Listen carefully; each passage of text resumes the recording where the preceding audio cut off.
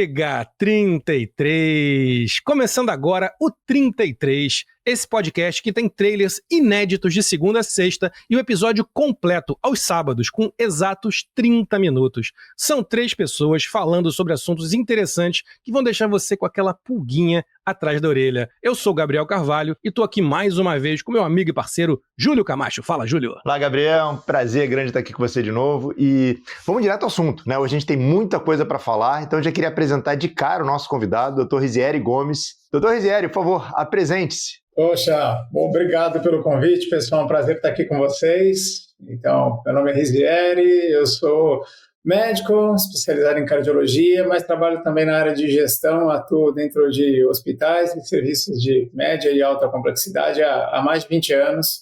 É um prazer trocar ideia aqui com vocês nessa conversa aí que é inspirador. Olhando os outros episódios de vocês, é bem inspirador o podcast e para mim é uma honra estar aqui com vocês. Está muito feliz também de te receber aqui, um prazer e também uma honra.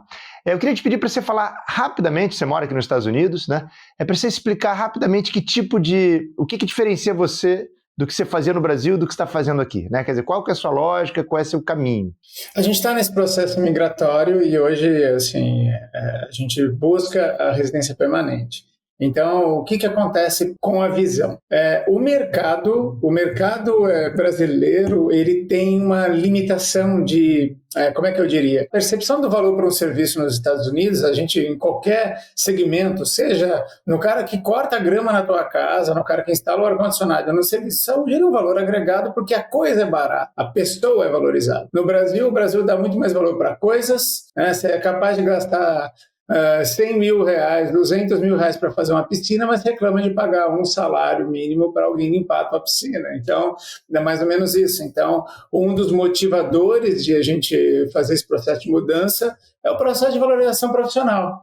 A gente vê diversos conteúdos que tem aí na internet, como o profissional médico sendo o Uber do futuro. E, cara, eu enxergava o mercado há 24 anos atrás, eu falava, rapaz, o mundo não remunera a importância, é escassez e excepcionalidade, tem muito, ganha pouco. Quando eu entrei na faculdade, você tinha 100 faculdades de medicina, a 100ª foi Catanduva. Hoje você tem 400 quase faculdades abertas, formando 2 turmas por ano, tem uma explosão de profissional no mercado, e há quem fale que ainda tem poucos médicos no Brasil. Em termos de densidade, a gente está entre os 5 países com maior densidade médica por habitante do mundo. Então, não é tanto sobre carência, mas é concentração, e daí tem vários fatores aí. Rizieri, em primeiro lugar, muito bem-vindo, muito bom estar aqui com você, poder falar um pouco com você sobre essa questão que, a mim, pelo menos, ela intriga muito, né? Na área, a saúde, depois que mudei para os Estados Unidos, uma das grandes questões que sempre está nas rodas de conversa é a questão da saúde. Por um lado, a gente tem a diferença entre os médicos brasileiros e os americanos. E a gente que é brasileiro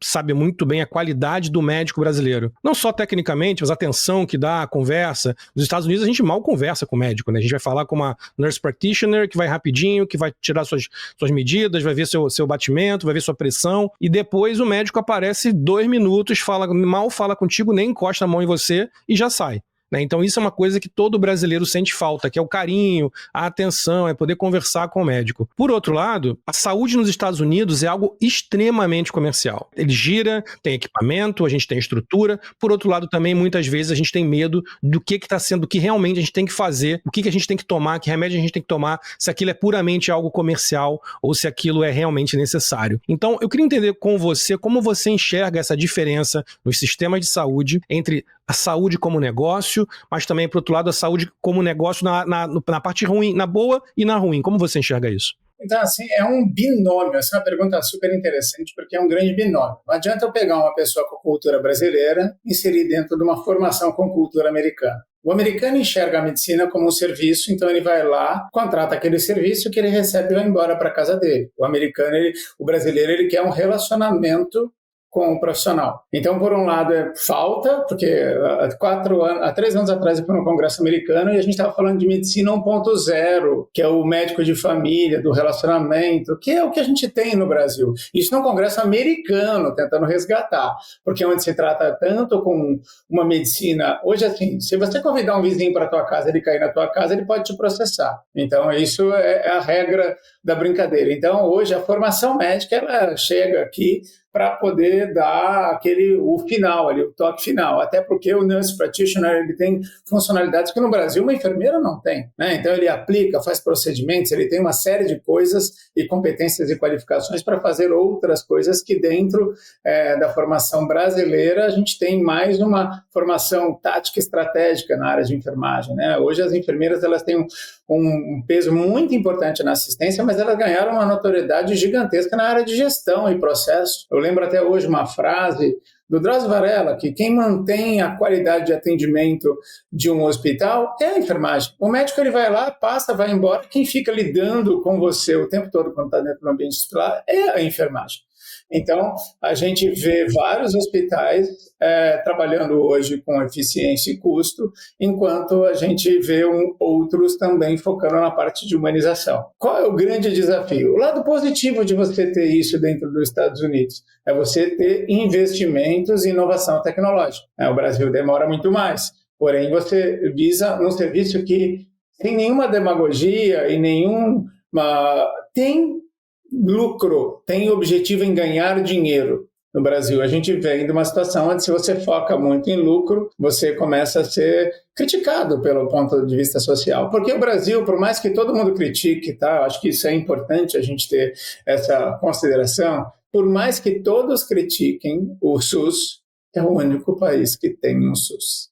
Então, qualquer lugar que você for do mundo, não terá o que o Brasil tem. Então, ele não é perfeito. Se você for a lei, é perfeita. É que a gestão, às vezes, é deficitária, né? E daí, por vários, a gente pode fazer um episódio de 24 horas, não vai ser o suficiente para a gente poder falar de todos os grandes desafios que o SUS tem, né? Mas, no Brasil, ele tem, por isso que tem muitos americanos que começam a fazer o turismo de saúde. A grande verdade é que o sistema de remuneração entre as cadeias, eles não são equilibrados, né?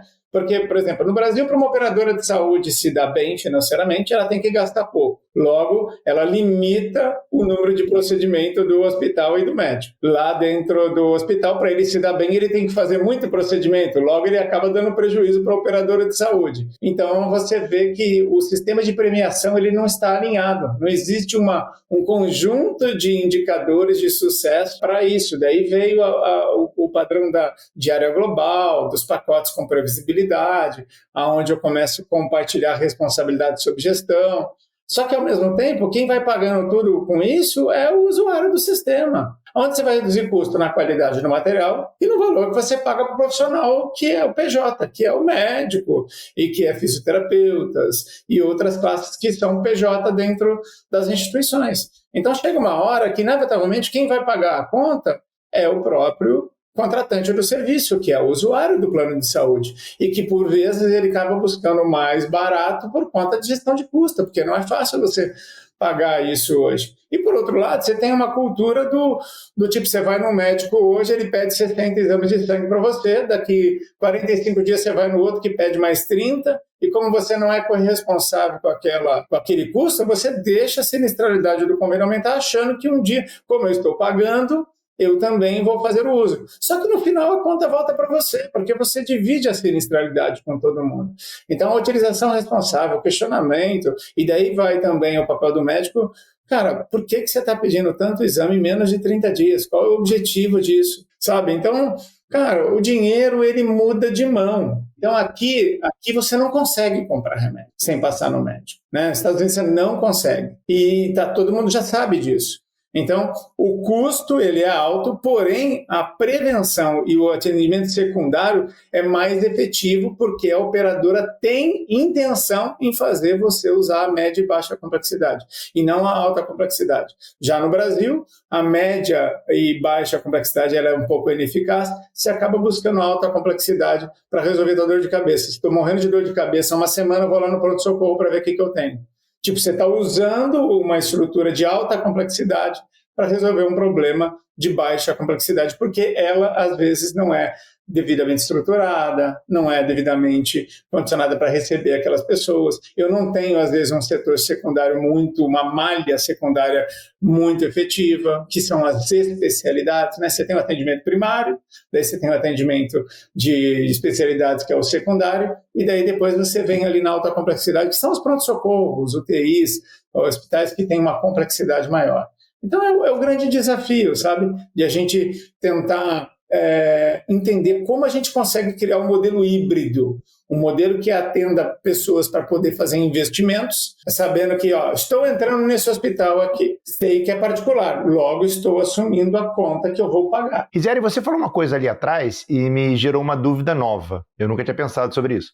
De fato, me parece absurda a autorização de propaganda de bebidas alcoólicas. Como você bem disse, é uma droga que mata em larga escala, e você propagandear isso, de alguma maneira, você aumenta o consumo, aumenta o número de mortes. Por outro lado, a gente tem uma ideia de que a automedicação ela é muito danosa, né? Assim, o sujeito, de fato, deveria assim, ter uma orientação médica para poder se medicar.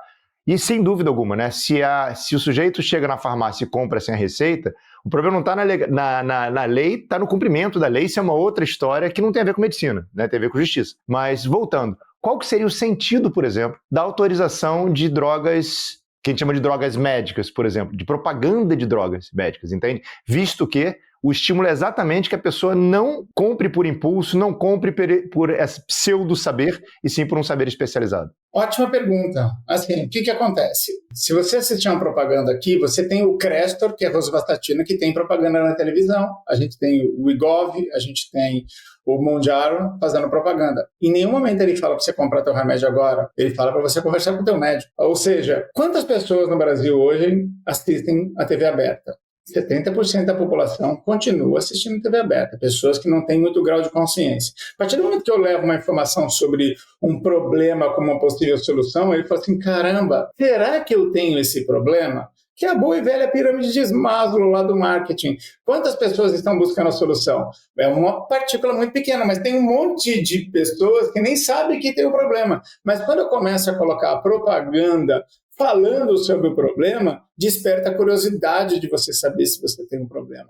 Aqui eles não fazem propaganda da medicação para você ir comprar a medicação, até porque mesmo que você queira comprar, você não consegue comprar sem a prescrição médica. Eles fazem sobre a doença, sobre a solução que aquela medicação resolve, baseado nos estudos que tem, e fala assim, conversa com o teu médico, conversa com o teu médico. Então, assim, a gente não vai citar marcas lá, tá todo mundo falando bom, vamos falar de cigarro que hoje é proibido, né? A gente que é mais vintage aqui, Júlio, né? Lembra do Hollywood, ou Venha para o Mundo de Marlboro, né? Então, cara, é desafiador a gente falar sobre isso, porque isso é verdade. E realmente tem muitas pessoas que vão atrás da solução de curto prazo. A gente está vendo a explosão das canetas, sabe? Não fazer propaganda proíbe o uso irregular e compra até mesmo de medicações, você nem sabe a origem, é porque é manipulado, porque é a mesma substância. Será que é a mesma substância? Quem fez? Se o laboratório tem a patente, você está tomando o quê? Porque você não tem certeza do que é, né? Porque existe uma patente, um estudo de segurança, eficácia, de acompanhamento. Daí começa a ter problema porque usou do João, do José, que encomendou lá de não sei aonde, e daí acaba tendo problema. O problema foi a medicação. Não foi a medicação, foi a substância que você tomou, que teoricamente é vendida como uma substância que só o laboratório tem a patente. Entendeu? Então, assim, é desafiador você pensar em tudo isso, porque a gente normalizou o errado às vezes, sabe? Clínicas não podem vender medicamento, daí elas começam a vender protocolos. Protocolos, tudo bem, mas nesses protocolos tem o quê? Substâncias e medicamentos, mas por lei, pelo CFM, não se pode comercializar medicamento dentro de clínicas. Então, cara... Então deixa eu até aproveitar exatamente isso, porque para mim ficou clara essa ideia de que, assim, por essa lógica, a propaganda teria por função informar, ainda que dentro de 30 segundos, o que é difícil, né? Mas ela teria por função informar e solicitar que aquela pessoa buscasse um profissional que sim a orientasse. Não cria, assim, dentro dessa lógica, quase que uma inversão, quer dizer, justamente aquele profissional, o médico, aquele sujeito que estudou 6, 7, 8, 10, 15 anos, a gente partir da premissa que, como eu tive acesso a 30 segundos de uma informação, eu vou poder sugerir para ele o que é melhor para mim. Não seria mais o sentido de eu entregar para ele os meus sinais, os meus sintomas, e ele fazer a leitura? Como é que você vê essa inversão? Eu sou um cara que eu me exponho nas redes sociais com produção de conteúdo de prevenção. Tá? E assim, eu não tenho problema com ser questionado. As pessoas, doutor, você acha que eu preciso tomar isso? Eu falei, olha, baseado no teu score de risco, você não tem indicação. Eu não vou passar uma estatina para uma pessoa que não tenha fator de risco, que seja jovem. A gente sabe que o número de pessoas para salvar quando o paciente é baixo risco cardiovascular é muito alto. Eu tenho que tratar mais de 1.000 pessoas para salvar um número inferior a 3 dígitos numa pessoa de baixo risco. Então, cara, que tal a gente comer melhor? Que tal a gente fazer exercício físico? Que tal a gente manter o peso? Mas o intuito é que esse questionamento levou ele a estar na minha frente. Levou ele ir lá buscar um pouco mais de informação. Entendeu? Porque assim, gente, vamos combinar uma coisa. Conscientização não gera mudança. Você sabe que comer direito faz bem, que fazer atividade física faz bem, que não fumar faz bem e que não beber faz bem. Tem um monte de gente que você sabe que faz tudo errado, faz tudo diferente. Então, saber não faz você mudar nada. Mas, muitas vezes, o que acontece? Faz você despertar a oportunidade de ter uma conversa. E se você tiver a oportunidade de ter alguém que gaste um pouco mais de tempo falando sobre a tua vida, não sobre, olha, a tua ferritina está alta, é muito inflamatória, então a gente tem que fazer esse protocolo ou isso daqui. Entende? Então, assim, é a questão de oportunidade de você ofertar para a pessoa. Então, dentro hoje do segmento de gestão, as pessoas elas estão vendo o quê? Todo mundo oferecendo como você ficar rico com algumas profissões, inclusive dos médicos e clínicas que faturam muito. Mas a que custo, assim, sabe? Tipo, você está tendo coerência com a tua formação ou você está vendo uma oportunidade? Tem um CEO americano que é um produtor digital, que ele fala de uma grande empresa, ele fala, o Brasil tem demanda reprimida para a gente ser enganado, né? Sempre tem alguém querendo um atalho, falta produto para a necessidade. Então, e não é demagogia do Brasil, eu faço isso, eu tenho pacientes que são 60 a mais, eles estão no Facebook, quando você vende um suplemento num programa sério, falando que ele melhora a impotência, queda de cabelo, a pele, a imunidade, o colesterol, reduz risco cardiovascular, tudo no único suplemento, e passa isso, às vezes, na hora do almoço, todo mundo assistindo, cara, quero comprar esse negócio agora. E se eu comprar, ainda ganho uma caixinha da JBL, pô, eu quero comprar agora, entendeu? Porque é bom demais. Como que nunca ninguém me ofereceu isso? Então, assim, esse é o problema. O Brasil, a regulamentação da suplementação, ela é muito frágil. E até porque, assim, se a gente está vendo medicamentos de origem duvidosa sendo propagados em redes sociais e a gente não vê aí os órgãos competentes fazendo o que deve ser feito, quanto mais a suplementação, entende? Então, o fato é que a maioria das pessoas buscam um resultado de curto prazo, né? Então ela come mal, ela está acima do peso, ela não pratica exercício físico, mas você vai lá no supermercado, ela passa 40 minutos na frente da prateleira de suplementos, se preocupando com magnésio, que vai comprar com a coenzima Q10 para reduzir o risco, com ômega 3, mas não está preocupado em reduzir o consumo de açúcar ou fazer uma caminhada 30 minutos por dia. Então, tudo isso, quando a gente fala de marketing, pode te trazer um pouquinho mais de consciência, sabe? O cara vai lá, por exemplo, na propaganda do rosuvastatina fala de redução de risco de AVC. É complicado, né, Rizério? A gente tem você está falando muito sobre a saúde no Brasil, você agora tá vindo morar nos Estados Unidos, né, e você acho que já sabe, mas vai descobrir cada vez mais que a gente também é um dos maiores problemas dos Estados Unidos é a saúde, né, pelo acesso, pelo valor, por ser muito caro. Então, nós estamos falando aí de duas realidades diferentes, mas que discutem o tempo todo a questão da saúde. A minha esposa, ela é da área de saúde, ela era médica no Brasil, ela hoje aqui trabalha com gestão. Então, hoje, por exemplo, você tem algumas questões nos Estados Unidos muito claras. Uma, os médicos ganham muito bem. O cara, quando fala, eu sou médico, a gente já sabe, ganha muito bem, tem uma vida de luxo, como no Brasil também, em geral, né, os principais ganham bem, a gente sabe que não é todo mundo, mas aqui, em geral, os médicos ganham muito, muito bem. E existe uma outra coisa aqui, que é a falta de mão de obra. Então, eu hoje convivo com ela trabalhando com gestão e não tem um dia, sem exagero, cara, em que não tenha um profissional faltando. A coisa que ela mais reclama é assim, cara, não é possível que eu não consiga ficar um dia na minha vida com a minha equipe completa. As pessoas fazem entrevista, fecham o negócio e não aparecem pra trabalhar. Ah, desculpa, eu não vou poder vir. E vai pra outro lugar. E os caras saem e pedem demissão e vão pra outro lugar. Cara, é uma rotatividade muito grande, o que mostra claramente que os caras têm excesso de oferta. Senão eles não estavam, né, abrindo mão de trabalho assim. No Brasil, as pessoas pegam o trabalho e ficam loucas. Eu não quero sair daqui. É até difícil fazer o cara sair aqui, não. Mas isso não é uma vez, não, cara. É uma vez. São 20 mil vezes acontecendo isso. É um negócio de maluco, cara. De ódio maluco.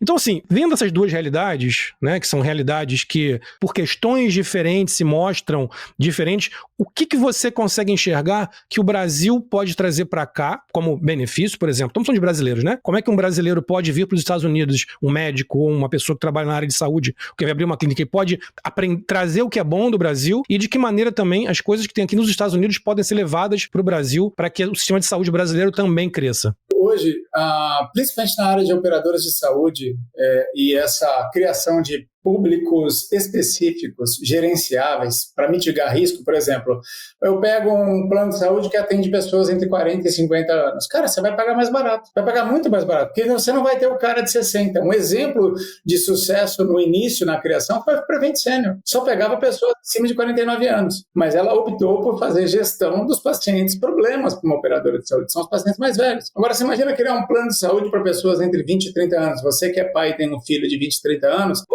esse cara não usa, ele vai usar num acidente, em alguma coisa específica, dificilmente ficar usando. Então, esses modelos nichados, o americano ele sabe trabalhar muito bem, né? Daí, lógico que existe regulamentação.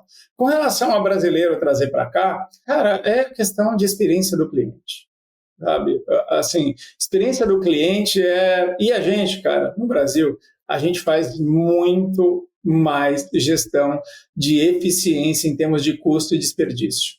Então, o brasileiro ele sabe fazer muito mais com menos. Né? Então, eu sempre falo, a diferença do empresário e do empreendedor é que o empreendedor fica de olho no custo versus receita o tempo todo. O empresário ele reserva um orçamento para aquilo, ele não está nem aí com o resultado, porque lógico que no final ele vai fazer a análise completa, mas o acompanhamento do empreendedor é muito maior. Então, dá muita vontade de trabalhar mais com o empreendedor do que com o empresário, porque o empreendedor tem fome, vontade, o cara está louco para dar certo. E ele se compromete com a entrega, porque faz parte da vida dele. Então, é trazer um pouquinho dessa visão para dentro do negócio, sabe?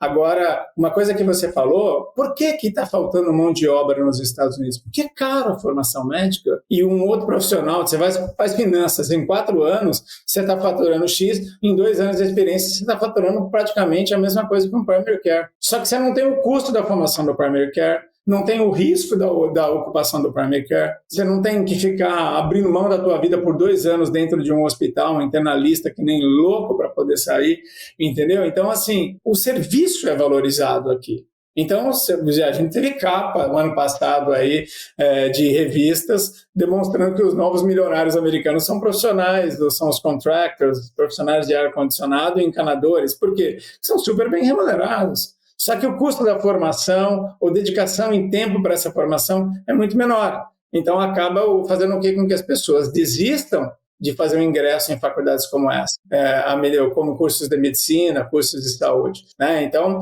para o brasileiro que está disposto a vir para cá, fazer o processo, e hoje, se você for pegar o custo de uma faculdade privada, a depender da faculdade privada no Brasil, cara, se você aplicar no teu colegial para uma faculdade americana, vai sair quase elas por elas. Então, é lógico que você vai ficar refém da flutuação do câmbio do dólar, mas o custo de uma faculdade americana, só que o tempo de formação até uma especialização acaba sendo um pouco maior. Por outro lado, você tem a possibilidade, depois da tua formação, de ser ou não engajado a alguma instituição americana. E daí você fica trabalhando dentro de um hospital, que ele te dá lá todas as recomendações, mas enfim, também não é uma garantia. Mas quem já está formado e quer fazer toda a formação, aqui todo o board, também é uma possibilidade, porque tem sim mercado. Gisele, você sabe que você falou uma coisa muito interessante, né, sobre essa diferença de público, sobretudo brasileiro e americano. Né? Eu tive a oportunidade de, por alguns anos, trabalhar aqui na Flórida, no Departamento de Saúde da Flórida, né? E basicamente o que a gente fazia lá é gestão, né? O que se faz é exatamente gestão de saúde. O sul da Flórida, sobretudo da metade da Flórida para baixo, tem uma influência latina gigantesca. Só que Tallahassee é a capital da Flórida, e está lá no norte da Flórida, e é um dado cultural completamente diferente. Então, todas as orientações vinham de Tallahassee para a gente que estava aqui embaixo. E aí você nota claramente na orientação essa diferença local mesmo, né? Você estava dizendo que a Flórida é quase um país à parte com relação a outros estados, é isso mesmo, mas dentro da própria Flórida, dentro de próprios estados, tem bolhas ainda mais fechadas, culturais muito diferentes, né? Então é interessante você falar sobre isso, porque me parece que essa gestão da saúde, gestão de qualquer outra coisa, tem que ser com uma lupa muito fechada, né? Muito localizada para aquele público que está atendendo. Eu vou voltar aqui à minha missão Brasil, né? Eu sou aquele cara que mora, já estou aqui 12 anos nos Estados Unidos, mas eu continuo vibrando e torcendo pelo Brasil e pelos brasileiros, né? Eu tenho sempre esse trabalho, faço esse trabalho todos os dias da minha vida. E eu acho que, baseado em tudo aquilo que a gente conversou, né? Uma pena que a gente não pode continuar aqui mais 2 ou 3 horas, que seria maravilhoso, a gente fala mais sobre isso no futuro. Eu acho que está aí a grande vantagem do médico brasileiro e do profissional de saúde brasileiro. Você, quando vem para os Estados Unidos, por exemplo, você se insere no mercado em ebulição, no mercado em que não é fácil para o cara se formar, em que é caro, em que a saúde é cara e que falta esse contato humano. E o médico brasileiro, ele chega aqui com muito, muito qualificado, é um médico que entende muito melhor do que o americano, se com certeza a importância do paciente, do ser humano que está por trás de tudo aquilo. Não, o brasileiro não chega aqui com esse pensamento mercantilista, comercial, tão forte que nem tem nos Estados Unidos. De novo, não estou aqui criticando 100% o que está acontecendo, não. Eu entendo, você está certíssimo, que tem que ver isso como negócio, tem que ver isso como business. Mas o brasileiro traz esse aspecto humano para dentro desse mundo da medicina extremamente de negócios, de business, sabe? Então eu acho que o brasileiro, quando chega, ele brilha porque ele consegue fazer um pouco de tudo. Ele consegue gerenciar, ele consegue entender a necessidade do hospital ou da clínica e consegue entender a necessidade do paciente. Por isso que eu sempre falo, é difícil, claro, chegar aqui, revalidar, isso não é fácil, mas quando o brasileiro se insere nesse mundo, ele se destaca. Isso aí a gente tem visto aqui em diversos casos. Então assim, fica aí uma boa dica para quem tá vendo, o médico, você que é médico brasileiro, você que trabalha na área de saúde, aqui nos Estados Unidos, não tenha medo de vir. Você provavelmente vai ser um dos melhores da sua clínica, do seu hospital. Você vai ser um dos que vai se destacar. Talvez falte um pouco mais de entendimento, de tempo, de investimento. Sim, pode ser tudo isso, que não é fácil, mas vale muito a pena.